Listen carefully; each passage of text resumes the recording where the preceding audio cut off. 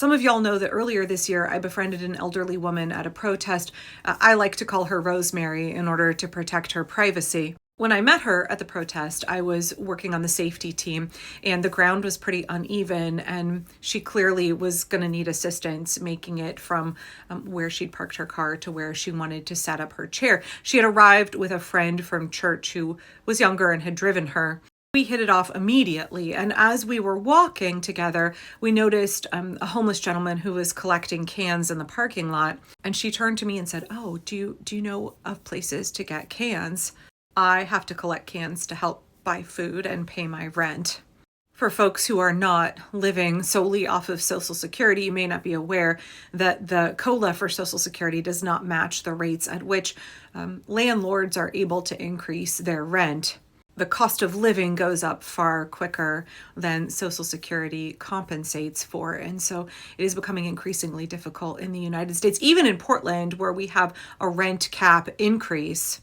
Nope, I said that backward. Rent increase cap in Portland. It's been a long day, y'all. It's very difficult for seniors living on a fixed income, living on Social Security, to be able to keep a roof over their heads and keep their bellies full. In the wealthiest nation on earth, the elderly are extremely, extremely vulnerable because we have very few safety nets, and the Trump regime has done their damnedest to dismantle so many of those, not the least of which is SNAP.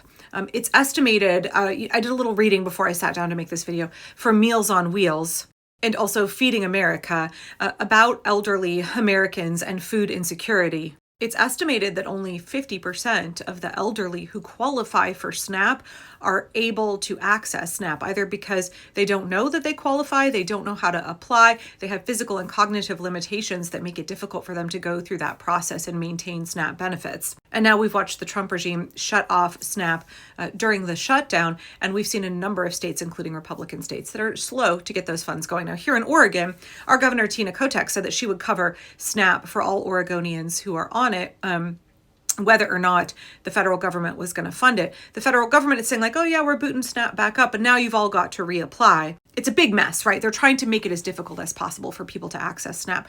And it is heartbreaking to hear how already 20% plus of those folks on SNAP are elderly Americans. And that number could be double if everybody who needed SNAP and qualified, who was above the age of 65, was able to actually apply and receive those benefits. So while Rosemary is explaining to me that she has to collect cans in order to have enough food to eat, she's out there every weekend protesting against a president who has spent $70 million golfing. And then today we're learning that Donald Trump granted clemency to an executive who defrauded thousands of people out of $1.6 billion.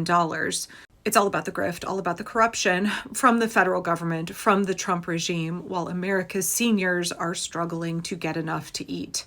So for me at the time, I was so angry and heartbroken over this situation that I was like, okay, Rosemary, we're gonna be friends now. I'm gonna force friend you a little bit. And I just made it my mission to keep tabs on her. She reminds me a lot of my great aunt Ruth. And my parents have passed, and you know, I have such a fondness for elderly folks, and yeah, I wanted to be her friend. And of course, thankfully she was willing. And so we have struck up a friendship, and I found out that she doesn't live very far from me. I can actually walk to her house from mine, or to her apartment from my house. So I made this video back in the summer about her. I got very worked up saying like, I'm horrified that our elders are treated this way in this country.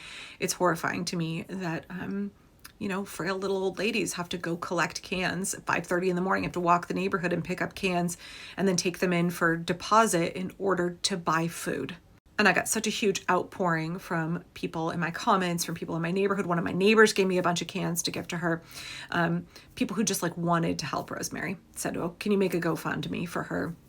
How can I get you tons of cans, or can I send you money for her? And I was like, no, first of all, I'm going to make sure that she has enough to eat, right? Like I feel that it is my responsibility as her friend to make sure that her bills are getting paid and she has enough to eat. I'm not asking my followers to do that. But at the same time, I really appreciated all the people who generously wanted to give. And also, I hope everybody understands that for people like Rosemary, right, she wants to be really independent. So she is just such a tremendous desire to maintain her independence, to maintain her sense of dignity and not feel dependent on other people. That's so important to her. So I have a really hard time getting her to accept money from me. I do it. Don't worry. I do it, but she doesn't like it. I ask her all the time, can I take you to the grocery store? Can I buy groceries for you? And she won't let me. In fact, it's even hard to get her to let me take her to the bottle deposit in my minivan, right? To load up these bags of cans to the bottle deposit place so that she can get that income from those cans and bottles.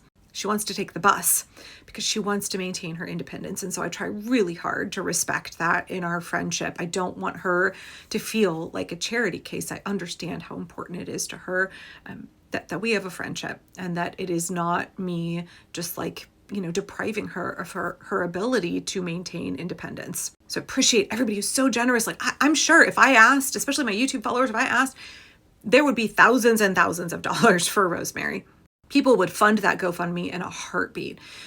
But what I encouraged folks to do back then is to just find a Rosemary in your community, right? I will make sure that my Rosemary gets her needs met and that her bills are paid and she can have food, right? And so find somebody like that where you live, and we can all find people in our community that have these needs, right? These are not uncommon situations. There are people like this in every neighborhood in the United States. Maybe not Lake Oswego, but pretty much every neighborhood in the United States has elderly folks who are struggling. And we all need to look out for people, right? It's that hyper-local resilience. It's that mutual aid right outside our back door. We find the need nearest to us and we do our best to fill it. I'm really sorry that my stomach is growling. Pot pie is in the oven. I don't know if you can hear it on the video, but I'm really hungry. Anyway, so I went and visited Rosemary again today and took her some cans. And then I also was just like, hey, I went to the bottle deposit and I have, take this. And we're going to go take her cans to the bottle deposit later this week. And again, I understand her need to maintain her independence. I understand that this is how she feels that she can supplement her Social Security income without having to take a handout or take charity, not because she's too proud to do that, but because she believes there are people much worse off than her who need that help more than she does. As we were hanging out today, we were sitting at her little kitchenette table, and she was asking me to help her figure out how to do something on Facebook. She was having trouble navigating her Facebook, so I was helping her out, and we were chatting, and she said, I just would love to be able to collect so many cans that I could give to all of the charities that I care about. I would love to be able to collect so many cans that I could help meet other people's needs. That's her mindset. It's not one of pride. It's one of generosity. It's one of feeling like she doesn't want to accept help because she believes that other people need it more than her. This is a woman who is like, she's living on the edge, right? So many of our seniors are living on the edge.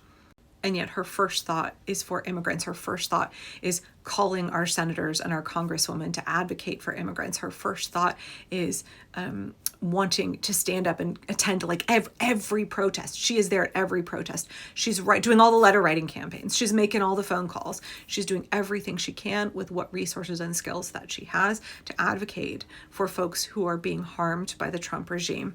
Her posture is one of generosity and kindness, and I'm just so privileged to have her as my friend. And it just makes me so angry and so sad that our seniors have to struggle so hard in order to get access to food and shelter and healthcare. That so many good people are going without in this country while the super rich have just obscene quantities of wealth. Upwards of 9 million seniors in the United States are food insecure. According to Feeding America and Meals on Wheels, the number one causes are living on a fixed income that is insufficient to meet their needs, social isolation, a lot of seniors live alone, transportation problems, food deserts, accessing food is difficult, especially if you can't drive, and grocery stores are not located near you, and then health conditions, disability, whether age-related or not. These are the top reasons that America's seniors are food insecure, but really the top reason that America's seniors are food insecure is the super rich. It's billionaires. It's the exploitation of this system. We could design an America where everybody has their needs met. We can afford that. We can make sure that our children don't go hungry, that our seniors don't go hungry, but we don't do that right now. That's the America that I hope for and I want to plan for, help bring about, help create that reality. And in the interim, we as individuals have to make sure that our seniors get cared for and get fed. Who are the Rosemarys where you live, and how can you make sure that they don't go hungry?